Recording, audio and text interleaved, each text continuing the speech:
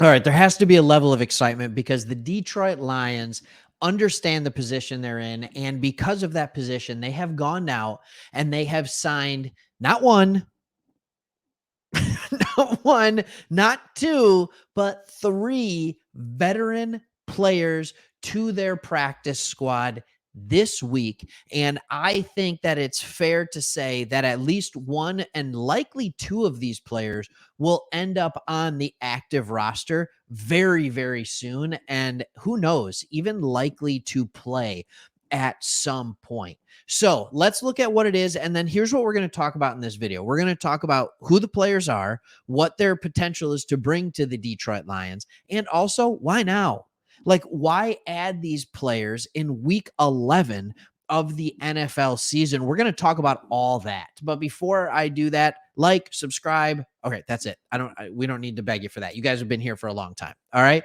So, here's the interesting things. This is from the Detroit Free Press. This is Dave Burkett. He does a good job writing for this team. The Lions have gone out and signed. He said some teams use their practice squad to develop young talent. The Detroit Lions are reconfiguring theirs to help navigate any roadblocks that arise in what could be a long playoff run. So, in that, the Lions have signed veterans Bruce Irvin. He's a defensive end. Michael Schofield, offensive lineman out of U of M, and you've actually seen him be a starter for the Minnesota Vikings, and Kinder Veldor. Now, Chris did individual videos on Bruce Irvin and Kindle Vildor, but this one I wanted to go ahead and talk about Schofield a little bit more in depth, but also why are they doing this with all three players? So first, let's go player by player. Who are the Lions getting in Bruce Irvin? They're getting a 36, almost 37-year-old edge rusher. This is a guy that I wouldn't expect to come in here and light the world on fire. I just don't think that's what your expectation can be. His highest defensive grade over the last 5 years was a 68. That was in the COVID season of 2020. He did play, believe it or not, 400 snaps for the Seattle Seahawks last year and had a defensive grade of 60. That wasn't bad. He actually defended the rush better than he defended the pass or rushed the passer.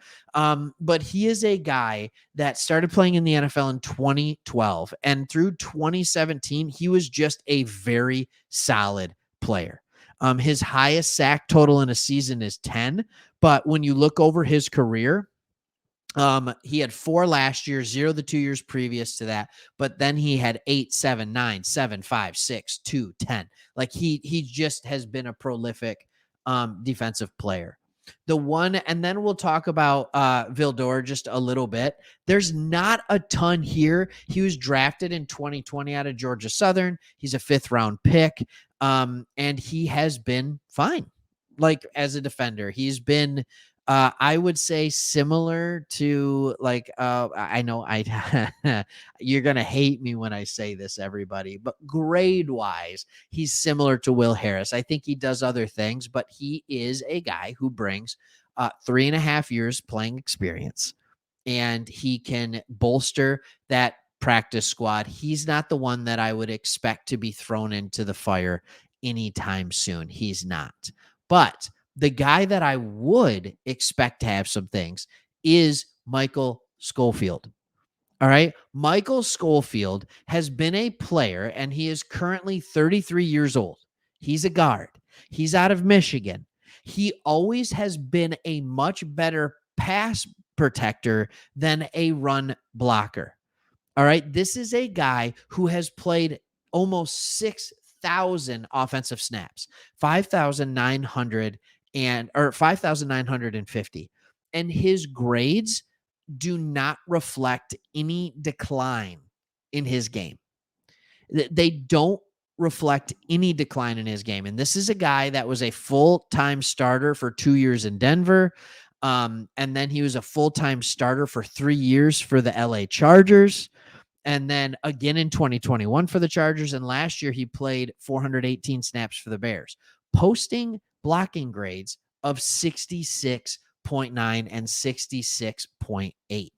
That is not bad when you're talking about getting a guy in week 11 of the NFL season. Just to give you an example, you're getting a guard who has a blocking grade of 66 or 68. Jonah Jackson this year, his PFF grade is 61.8. Okay.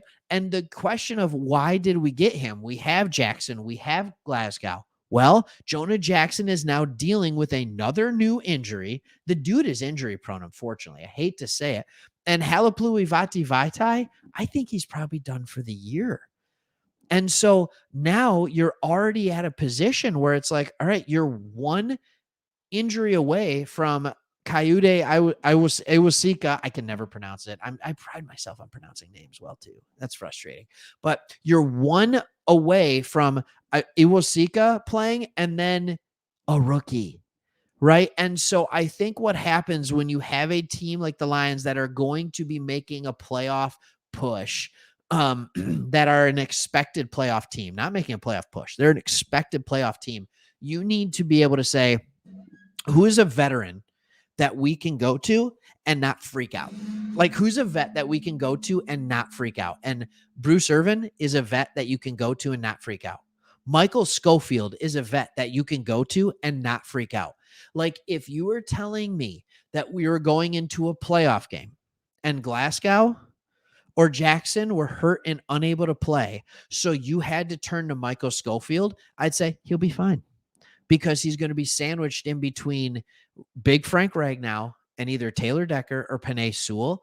And he is a guy that has played almost 6,000 offensive snaps on multiple very good offenses, whether it's the LA Chargers, whether it's the Minnesota Vikings for a second, right? Actually I said Minnesota Vikings. It was never the Vikings. It was Denver in 15-16, and then the Chargers. He's played on good offenses and he's been just fine. Here's the other thing that I find interesting. His picture is with the Ravens, but he hasn't actually played any snaps with the Ravens. So that's where he started the year. This is a good pickup. So here's my question to you. Leave a comment below. What are you most excited about of these three players? Is it the DB? Is it the D end? Or is it the offensive guard? And it's such a Detroit answer for me to be like, I'm the most pumped up about the big nasty on the offensive line. I see a path to him having to play with all the injuries we've had to the guard position. It's been a rotating door at that position this year. And so, or the interior offensive line. I mean, Glasgow's played all three interior positions. He's been healthy, but Vaitai's been hurt. Ragnow's been hurt. Jonah Jackson's been hurt. Iwasika's been hurt. Like, everybody has gotten hurt. So let me know what you think. I told you what I think. 7-2, and we are on our way. Thanks for watching. Make sure you like, make sure you subscribe, and we'll see you on the next